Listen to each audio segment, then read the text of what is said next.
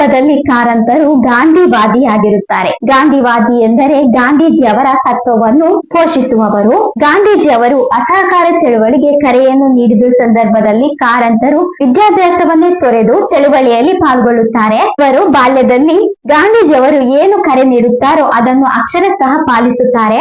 ಆದರೆ ಆರಂಭದಲ್ಲಿ ಗಾಂಧಿವಾದಿಯಾದ ಕಾರಂತರು ಮುಂದೆ ಗಾಂಧೀಜಿಯವರನ್ನು ವಿರೋಧಿಸುವ ಪ್ರಸಂಗ ಬರುತ್ತದೆ. ಗಾಂಧೀಜಿಯವರ ಸಿದ್ಧಾಂತಗಳು ಸರಿ ಇಲ್ಲ ಎಂದು ಅನ್ನಿಸಿದ ತಕ್ಷಣವೇ ಗಾಂಧೀಜಿಯವರ ಸಹವಾಸವನ್ನು ಬಿಡುತ್ತಾರೆ. ಆರಂಭದಲ್ಲಿ ಗಾಂಧೀಜಿಯವರ ಸಿದ್ಧಾಂತಗಳನ್ನು ಒಪ್ಪಿಕೊಂಡ ಕಾರಂತರು ಮುಂದೆ ಏಕೆ ಗಾಂಧೀಜಿಯವರನ್ನು ವಿರೋಧಿಸುತ್ತಾರೆ ಎಂಬುದನ್ನು ನಾವು ಅಗತ್ಯವಾಗಿ ತಿಳಿದುಕೊಳ್ಳಲೇಬೇಕು.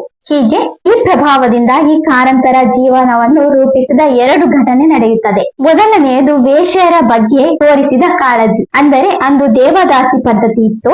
ಒಮ್ಮೆ ಶ್ರೀಮಂತರ ಕುಟುಂಬದ ಸಮಾರಂಭವಿರುತ್ತದೆ. ಆಗಿನ ಕಾಲದಲ್ಲಿ ಶ್ರೀಮಂತರ ಮನೆಯಲ್ಲಿ ಸಮಾರಂಭವಾದ ಸಂದರ್ಭದಲ್ಲಿ ಕೆಲವು ಹೆಣ್ಣು ಮಕ್ಕಳು ಅಲ್ಲಿ ಬಂದು ನೃತ್ಯ ಮಾಡುವ ಪದ್ಧತಿ ಇತ್ತು. ಹೀಗೆ ಆ ದೇವದಾಸಿಯರು ನೃತ್ಯ ಮಾಡುತ್ತಿರುವ ಸನ್ನಿವೇಶವನ್ನು ಕಂಡ ಕಾರಂತರು ಇವರ ಬದುಕಿಗೆ ಭದ್ರತೆ ಏನು ಎಂದು ಯೋಚಿಸುತ್ತಾರೆ. ಹೀಗೆ ಒಬ್ಬಾಕೆಯ ಮಗನ ಬಳಿ ಸ್ನೇಹವನ್ನು ಬೆಳೆಸಿಕೊಂಡು ಅವರ ದಾರುಣ ಬದುಕಿನ ಕಥೆಯನ್ನು ಕೇಳಿದಾಗ ಕಾರಂತರು ಮರುಗುತ್ತಾರೆ. ತಕ್ಷಣ ಕಾರಂತರು ಗಾಂಧೀಜಿ ಅವರಿಗೆ ಒಂದು ಪತ್ರವನ್ನು ಬರೆಯುತ್ತಾರೆ.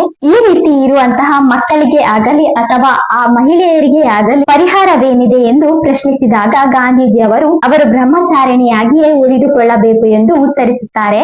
ಗಾಂಧೀಜಿಯಿಂದ ಈ ರೀತಿಯ ಉತ್ತರವನ್ನು ಪಡೆದ ಕಾರಂತರಿಗೆ ಎಲ್ಲಿಲ್ಲದ ಕೋಪ ಬರುತ್ತದೆ.